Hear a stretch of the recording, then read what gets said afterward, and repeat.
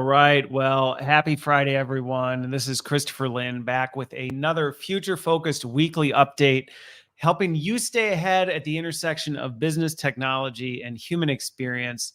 This week has been yet another busy week on these topics, and I hope that one, I can help keep you ahead of what's going on, but also at least give you a little bit of perspective into what I think some of this stuff means. But as always, I love hearing from you as well. So if you agree, if you disagree, if you've got things that you want to add to the conversation, please feel free to send them along. You can how to get a hold of me if you've been listening to this, but I always appreciate the engagement. So to just give you a quick rundown of some of the stuff that I'm going to talk about this week, or actually a rundown of all the things I'm going to talk about this week, and then I'll jump into it. One, I'm going to start on a humorous note, some of the stuff going on with Apple's video conferencing stuff. Then I'm going to get into the chips. It's the chip wars. I'm going to be talking a little bit about the chipset wars and what's going on in that space.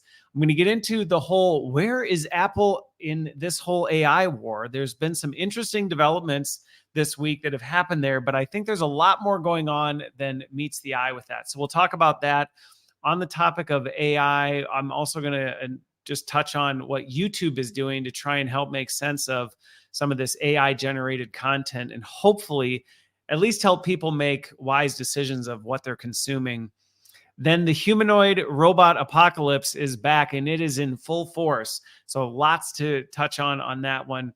And then last week, I was especially spicy on remote work and some of the stuff that's been going on there. I am spicy again this week, although I do have a hopeful and positive insight that popped up this week, but there's also been some not so hot ones. So you might get to see the spicier side of me today.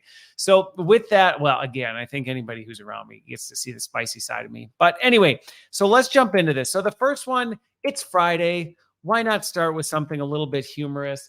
I don't know if you have ever seen this in interviews or podcasts or things like this, or maybe you've been on a web meeting or something like that, and all of a sudden somebody's video starts showing, random things, and you go, what the heck was that? And so if you're watching the video, maybe you'll know what I'm talking about. Have you ever been on and all of a sudden you've seen this? Or maybe, somebody's really gotten into it and they've gone like this. And if you can't see it, well, I'm going to encourage you to go to YouTube and watch the video, or Spotify where you can see the video. But what I'm talking about is the Apple OS video conferencing AR add-ins that they added to the OS, that Apple added to its OS. And it has actually been mildly hilarious to watch how this has affected things. And I myself have been guilty in it, where I've been in meeting and all of a sudden fireworks start going off like that. And what's interesting is watching people's responses to this. For the most part, when that kind of stuff happens with me, I just kind of roll with it. And actually, the first time it happened, I didn't know they had rolled it out in the update. And it threw me for a loop because I was like, why am I getting all these, new AR things? But understanding the tech, I'm like, there must be some new setting. And I noticed a little green thing up top. So if you have not seen this, if you're a Mac person, if you're using a Mac and you've been frustrated by these random thumbs up or emojis flying across your screen, just go up to the little green link up top. You actually can control the Apple reactions. But essentially what this was in Apple's attempt to humanize virtual work and virtual collaboration, they added some integrated AR features, augmented reality features, that essentially allowed you to have live stylistic reactions regardless of what platform you're on. So before, if you were in Zoom, you maybe could turn on a Zoom filter or something like that. But what they did is they integrated it into the OS. So no matter what platform you're on, whether you're in Zoom or StreamYard or whatever, you could have these reactions. The downside was they defaulted it to on. And I think that's what created some of the chaos. So it's easy enough to turn off. But honestly, watching people just rage out about some of this stuff I just want to tell people, if you're one of those folks, I get it. It can be frustrating when things don't go according to plan or when something new and unexpected pops up. I understand. But at the same time, I would just encourage people, slow down and lighten up a little bit. I can say, hey, I got caught, and I think it was actually it's a large executive town hall meeting, and all of a sudden I hadn't caught it, and I started doing glow sticks or something like that on the meeting. And you know what? Everybody got a good laugh out of it. It wasn't all that distracting. we figured it out and we moved on. But I got a kick out of seeing some of the news things of people. I mean, it's been around for a while too. So anyway, but yeah, if you don't know how to control that and you use a Mac or you've been frustrated by that, just look for the little green camera up on the top status bar and you can just turn it off. If you don't like it, just turn it off. It's that simple. Not a big deal. Not worth getting upset about. But I personally, I don't know.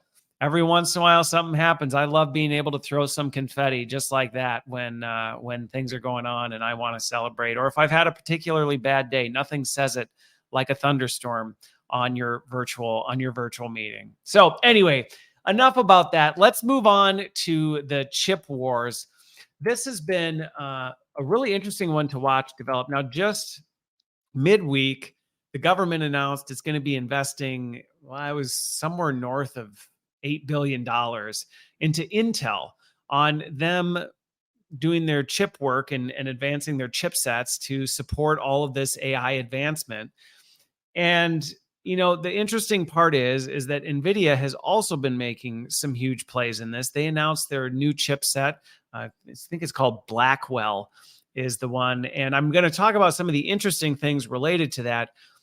But even if you're not a tech person, you may go, who cares about a bunch of chipsets coming out with this? I think there's a couple things that we just need to consider as we think about this. You know, the first one is the pace at which things are moving. I mean, again, if anybody is not convinced yet that the AI boom is upon us and we are just going to continue to see more and more advanced artificial intelligence moving into, depending on how you define AGI, advanced general intelligence, the computing power has largely been the ceiling. And if you look back over history, we've gone through AI winters, and it's largely been the result of the technology just couldn't keep up. We hit a ceiling in terms of its performance. And now with everyone seeing the potential of AI, where before my observation over the years has been, we just didn't necessarily, a lot of people didn't understand what to do with it. And so there was only very specialized and used in specific use cases. And now as we've seen this just broad brush of applications and opportunity it's creating, everybody's getting behind it. And now there's all this pressure to say, well, how do we not hit a ceiling? And so I think that's what you're seeing with the government throwing money at Intel, saying, hey, get in the game. We need you to figure out how we stay ahead of this. I think that's exactly why you're seeing Nvidia going just gangbusters on their chipset. But it just goes back to something that I say over and over and over again is that, you know, we look at how fast things are moving and it's really easy sometimes to go, I just wish it would slow down. I wish we would slow down. But oftentimes it's us, the consumers, that actually play a role in this stuff. You know, as we demand more and more stuff from technologies, we want things faster. Even our own consumer behaviors, we often don't recognize how this translates to some of the chaos that we're experiencing right now. It's like if you feel overwhelmed by everything going on, well, in some ways, our consumer behavior is what drives it because nothing's ever fast enough. Nothing's ever good enough. We always want more. We always want the next generation of things. And I won't just say, well, you know, you as an individual should go out and protest and say, I'm not going to participate in this and think that it's just going to put the toothpaste back in the tube, because it's not. But I do want to challenge all of us to be thinking about what role do we play in some of this chaos that we're seeing in terms of the next best, got to go faster, got to move further, got to go further ahead. Really the arms war that we're seeing in AI and the advanced technologies, because I think all of us can probably take some simple steps to say, you know what, if we really truly do want things to slow down, which I think would be a wise and discerning position, we can actually help influence that. We maybe don't have total control of it, but the market goes where the consumers are. And as long as we keep demanding more and wanting more, there's going to be increased pressure on these organizations to just continue doing whatever it takes to reach the next level. So I think more, it's a reflection that I would encourage everyone to take on how fast is too fast and where are the opportunities in my own life to maybe slow things down. And, you know, even a simple one, just as an example for me, I don't run out and buy all the latest tech. Even though I love tech, I don't go out and buy the latest stuff. My iPhone is, I don't know how many models old, because I just don't want to buy into the cycle of I always have to have the next best thing. I always have to have something that's marginally faster, things like that. Now, if there are times where there's a significant jump in performance, I might go, well, you know what? It's been about this time. I'm going to make the shift. I mean, I don't know how long I waited to get an Apple Watch, but it wasn't until the Ultra came out. Then the Ultra 2 came out. Wasn't really a desire for me to move on. Now, I am not advocating that the way Christopher Lynn thinks about kind of resisting and fighting against this just demand for constant progress is for everyone. I think we all have our own paths that we're going to take, but I would actually encourage all of us to say, hey, what role might we be playing in driving some of the chaos that we're seeing in the world right now based on our own consumer and just professional and personal behavior? So that's the call out to anybody watching and listening at this who may be seeing this going, good grief, like this is moving super fast. It's like, yeah. And maybe there are things we all collectively can do to help slow that down instead of just hoping it's going to happen while behaving the same way we always have. Now, the other interesting thing with this chipset update that I just wanted to kind of draw attention to, that if you've been following my stuff, is a little bit interesting to watch. You know, there's been a heavy emphasis on fusion power as we move into 2024 and beyond. And there's been some really interesting progress. I think it was 2 weeks ago where I talked about this, because I do know that some of the big players out there are looking at this going, there's a bit of an energy crisis that we're going to run into. So not only did we have the performance winters of the past, but we are going to get to a point where we're going to reach an energy winter where it's like, well, can we even generate the power required, or at what cost does it take to do this? Now, one of the things that's been interesting about NVIDIA's new chipset is it delivers, well, claims in benchmarks, 30 times the performance with a 25% reduction in energy consumption. Now, that's pretty impressive. And I think this is just an interesting factor to consider. One, I don't think it's going to slow down the drive for fusion power and some of the advancement there. But I think one of the things that this illustrated for me as I was reflecting on what happened with this chipset and how it was changing things is, you know, I talk a lot about how so often we look at advancements in technology as, you know, how do we move things forward within the box that we're in today? And what I thought was really unique and interesting about NVIDIA's innovation in this is they decided how to make a different box. And they said, okay, we know we need more performance, but rather than just saying, well, more performance means we need more power, we need more of this, what if we could figure out a way to innovate more performance while requiring less?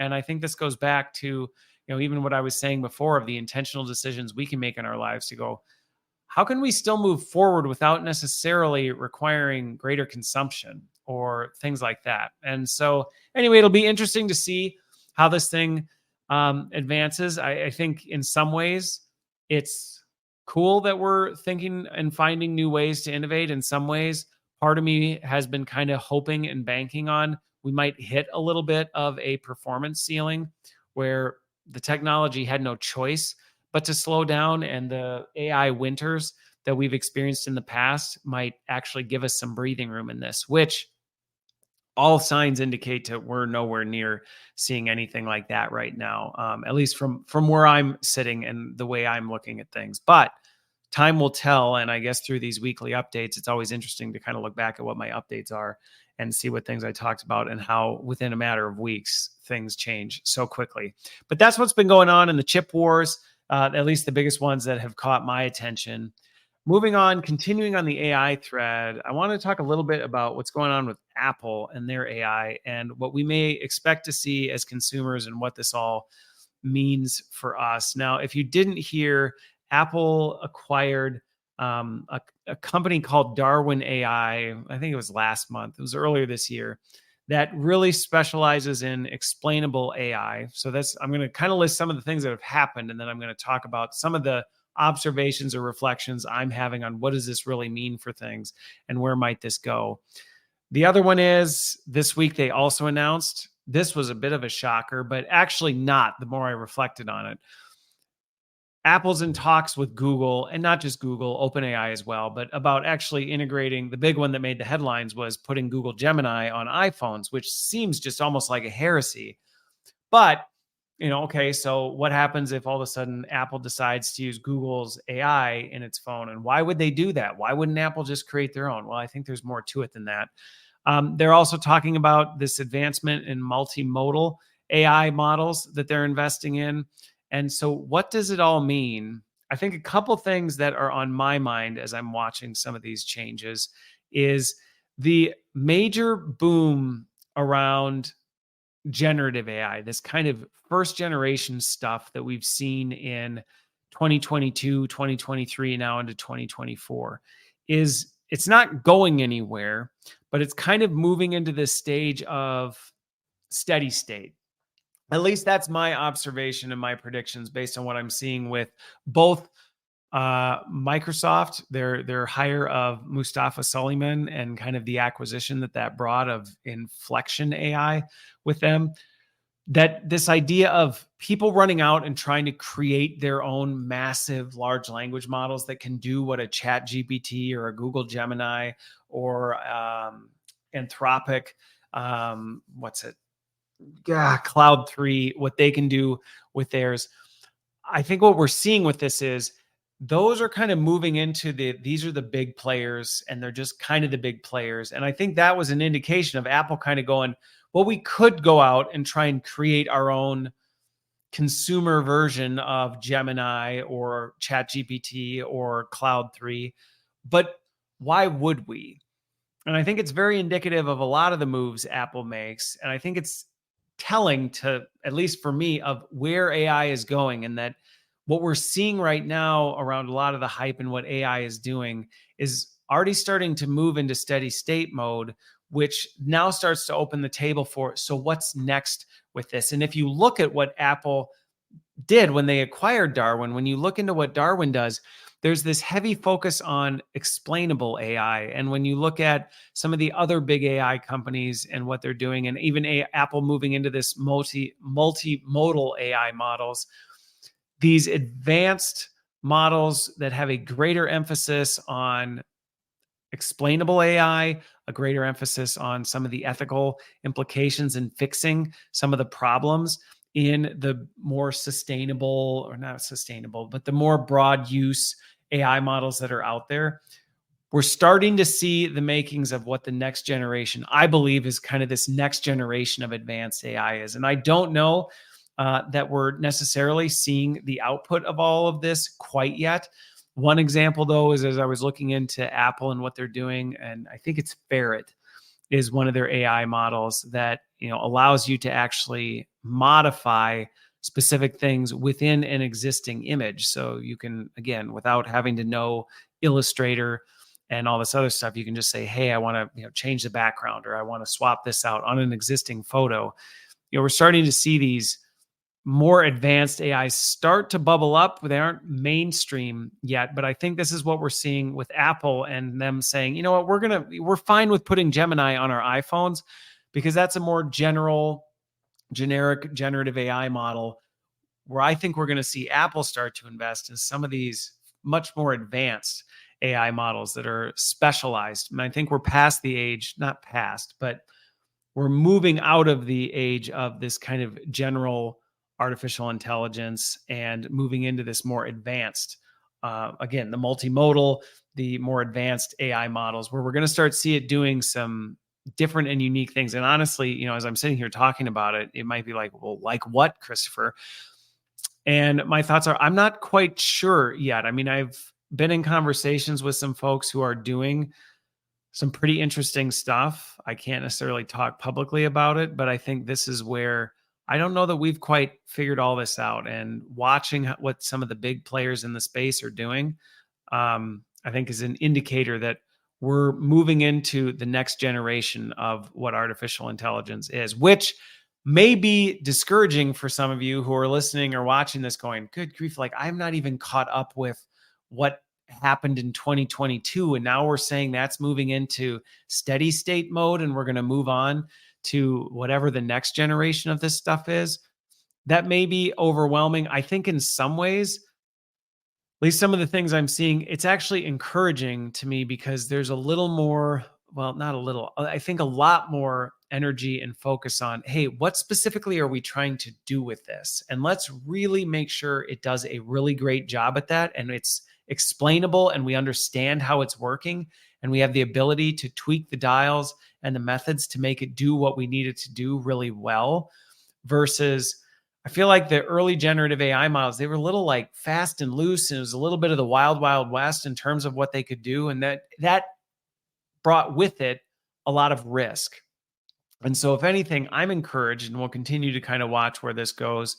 And I'm optimistic that as we move into this next phase, we'll have learned from some of the mistakes of these early models and we'll begin to start saying, hey, like, yes, we are moving towards more advanced AI, but we're doing it in a more surgical, thoughtful approach rather than, hey, we've got AI. Like, why don't we just blast this on anything with limited controls on what it can do and wild capabilities that we often can't undo. And so, if anything, what's happening with Apple, and maybe it's just my personal perception of Apple, but Apple usually isn't always the first to come into the game. But when they do, they come in with a flavor and an intention that's very different. And I've got some anti-Apple friends that I hang with that they even agree with me on that. That normally by the time Apple comes into the game, they come in with a different flavor, a different approach than you've historically seen with the other. They kind of stay out of that initial hype phase. So given the fact they're still on track with some of the stuff that they're looking at doing by the end of this year, I think we're going to start to see some of these advancements as early as this year and start to see what that looks like. But I also think them partnering with Gemini is, again, if they go with Gemini or OpenAI, either way, whatever they end up doing, I think it goes back to this stuff is going to start just integrating into everything we do. So it's not going to be I have to go to Chat GPT to do this thing anymore. It's going to be, well, that's just built into, Siri. You just ask Siri, here's what I'm trying to do. Can you help me with this? And no, it's no longer the rules-based thing that Siri was before. Now it's just a generative AI model that is much more advanced in terms of how it can help and what it can do. And again, just further integrating into our lives. So that was a lot of kind of off the cuff reactions and reflections that I've been having over this week, watching the Apple stuff that I don't necessarily just think present themselves on the surface of, okay, they bought Darwin AI, they're talking to Google. What does that all mean? I think there's a lot more under the surface of what we can anticipate seeing play out here in the coming months. And I'm optimistic. I guess that's my best assessment on it, is I'm optimistic that what we'll see here in the coming future will be a positive one. Now, on that note, speaking of positive moves in the generative AI and AI creation space, the YouTube has, I can't remember if it's rolled out. I haven't seen it in my creator studio yet, but maybe it is. It either is rolled out or it's coming out, where now creators actually have to tag any of the content that they put on YouTube with, do you have AI generated realistic content in your videos? Which I think, again, is an indication of companies recognizing the risk and the dangers of some of this stuff and trying to do their best to put some guardrails in place and say, all right, this technology's here. We can't put the train back in the station, but now what are we going to do to start trying to govern and at least help people be more informed, right? And I appreciate the way YouTube is doing this. I think there's some wisdom in the way they're approaching it that we all can consider as we think about artificial intelligence and where it's going. And that, YouTube's not banning AI generated content. It's not saying you can't put it up here, because to that point, it recognizes, well, trying to police it through compliance is going to be very difficult, or just restricting it.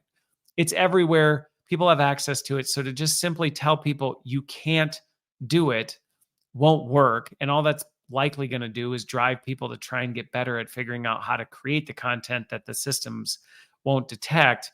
But I think it's just this recognition that, hey, why don't we just recognize this is where we're going? AI generated content is going to be a thing, but let's just help people be informed by it. Now, the part that I'm interested to dig into as this continues to roll out is, one, what kind of accountability do they have in place? Is this just the honor code of, as a creator, you're just saying, yeah, no, I didn't use AI content. Are there things underneath that are actually trying to detect if there is AI generated content inside of the video, which would be, in my opinion, very difficult to detect unless somebody's just raw creating an AI generated video and uploading it to YouTube. If you're incorporating an AI generated video into your existing videos, that would become very difficult to detect and track, in my opinion. And so it'll be really interesting to see how they do it and how they manage it, and what kind of accountability is in place for this. Because this, to me, I've got somebody who reached out. I cannot remember his name, but I'm going to have him on the show to talk about deepfake technology and where that's at, and some of the risks associated with it, and why we need to be paying close attention to that. For those of you who are watching, sorry, I'm messing with my camera because it completely froze. And so I think it's a noble move by YouTube to recognize, hey, this is a thing, and we can't just pretend it's not here. But how do we start to put governance around it? And I think to anybody, parents, whoever, I think these kind of steps of going, well, the AI is here and it's going to be more integrated into the things that we do. So how do we manage and govern around it, rather than trying to either ban it or just say, well, it's here and there's just nothing we can do about it? And these are some of the early stages and early steps that we're starting to see. And I think we all will benefit from stuff like this. And I think we need to find more ways to do what YouTube is doing in different channels. I know that, I think I mentioned a couple of weeks ago, Facebook was doing something to try and catch AI generated content. And I'm sure we're going to start to see this everywhere as this continues to blow up all over the place. Okay. So let's move on to the continuation of the humanoid robots that so here's another one. I can't remember. I think it was a year ago that I did a podcast. I was talking with someone and they had talked about the fact they thought we were still a good 10, 15 years out from robotics. And at the time, it kind of made sense. But this humanoid robots, wow, has this one moved quick at the end of 2023 and 2024. I don't know, those of you who are watching, watching or listening, I don't know how tech savvy some of you are and how close you follow this, or if you're just kind of, this is your channel to kind of stay up to date on it. But I went from the occasional like video clip of Musk showing, Optimus here and there, and it was this very futuristic, very distant future, to now on a regular basis, I am seeing new companies who are getting into the humanoid robot space. I'm seeing new applications of this pop up all over the place. And this week was no shortage of it. We're only in March, and Mercedes implemented, and this was a company that I was less familiar with. I didn't even know they were really getting into the humanoid robot game. It's a company called Apollo. They're Apollo robots. And Mercedes has actually legit implemented these in its manufacturing sites. So it's not only just like proof of concept. Yeah, these AI robot companies are creating these things off in the stratosphere, but we got years to go before they actually start making their way into things. Mercedes has actually implemented them. Now, granted, where they are right now, I would still say the robots are relatively, dumb, if you will, in terms of their capability. That where Mercedes is using them is they're using them for extremely physically intensive things that require a very low skill, which is about right for where AI is. And then these robotics, where it's like, yeah, if it's something that is repeatable, consistent, and you always need to do the same thing, not a lot of variability, requires some sort of, physicality that is probably too taxing for a human being, I can see where it's starting to move in. But I think the fact that already we're starting to see these humanoid robots starting to move into major, players, and it's only March of 2024, it's going to be really interesting to see where this goes in the rest of the year and moving forward. Now, there was another one I came across the Korea Advanced Institute of Science and Technology. There's a mouthful for you. The CAST, KAIST. Anyway, they have a humanoid robot now that they have created or built. I don't remember if they built it or they bought it, but either way, the thing is capable of piloting an airplane. Nvidia came out, which I talked about them before. I mean, Nvidia is just really going gangbusters in the tech space right now, but they're getting in the game of humanoid robots, which would again make sense. They're in the hardware space. They're investing heavily in advanced AI. So it would make sense that they would also play in there. It'll be interesting to watch what they do if they end up staying in the actual space, but in some ways it would make sense since they're a hardware provider. And I actually see these humanoid robots just becoming, it's like a hardware product type of a thing. Then you've also got Figure, you've got Optimus. So there are all these players out there that are making some massive strides in humanoid robots that I think a lot of people in the tech space thought, we got a ways to go before we're going to start seeing these things, walking around. And again, whether we see them out, I think we've got some time before we see them out in the public square. But in the professional sphere, I would love to hear from somebody who may be out there. And I know there's folks who are working around robots today, but the robots that we often see today doing things are more, it's equipment that has robotics built into it. It's not necessarily an autonomous humanoid robot moving around doing different things. So it'll be really interesting to see how this one continues to advance. And I'm actually curious, the one thing that got me thinking as I was thinking more about these humanoid robots, it goes back to the accountability game with this. I think it's a little easier for us to see that the human behind the computer is the one who's truly accountable when it's something like an on-screen AI. Oh, well, our chat bot did this. And it's like, yeah, but it's like an on-screen thing, and you're responsible for implementing that thing. I'm curious as we start getting these things that have, we're going to get to a point where they're going to get personhood, or we're likely going to have to cross that boundary where, these things are given personhood. Then where does the accountability go? Would you feel comfortable? I'm actually curious. Would you feel comfortable getting on a plane if as you get on the plane, there's just two steel robots sitting up front? And it's an interesting question that I think a lot of people thought, oh, we're not going to ever have to deal with that in our lifetime. And I think we're very much going to be dealing with that in our lifetime. And what is our comfort level with that? And, what's interesting about that, my wife at one point was a flight attendant, and so very familiar with the airline industry. It's not like machines haven't been flying airplanes for a long time. And I know I'm thinking of this as a specific use case, but it has broader implications. It's not a new thing. It's not a new thing for, a robot to be flying an airplane. Autopilot has been around for a very long time. But what happens when now the robot is the actual person up there?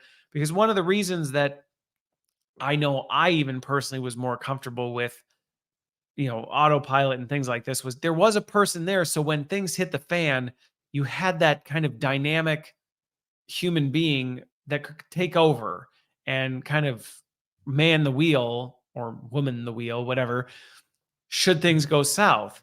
Well, if all of a sudden you've got a bunch of robots who are actual physical beings up there taking up, there's not a person up in the cockpit anymore.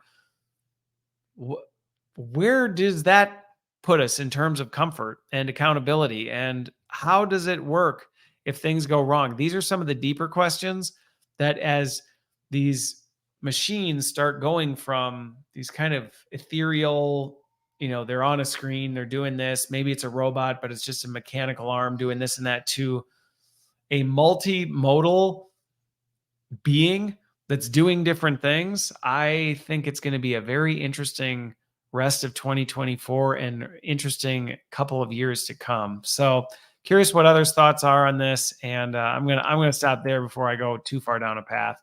But last one. So if you remember last week, I was a little bit a lot bit frustrated with some of the return to work nonsense that I just continue to see blowing up, where companies are going to just seemingly ridiculous levels to force people back into an office when all the data, all the research is showing that people are extremely effective and they perform better when they are given the flexibility and autonomy they need to be successful.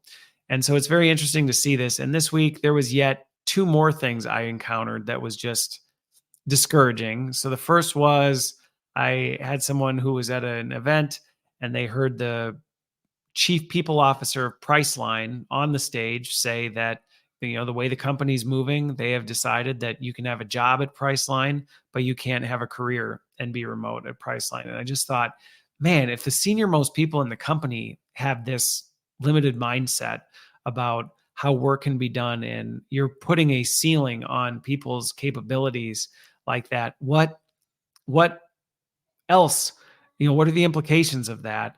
And the announcement that came out this week that just about sent me over the edge on Monday was Dell came out and I don't know whether it was completely public, but it's public now, came out and just made it clear that they have told all their employees that, yeah, you can keep your job if you're remote.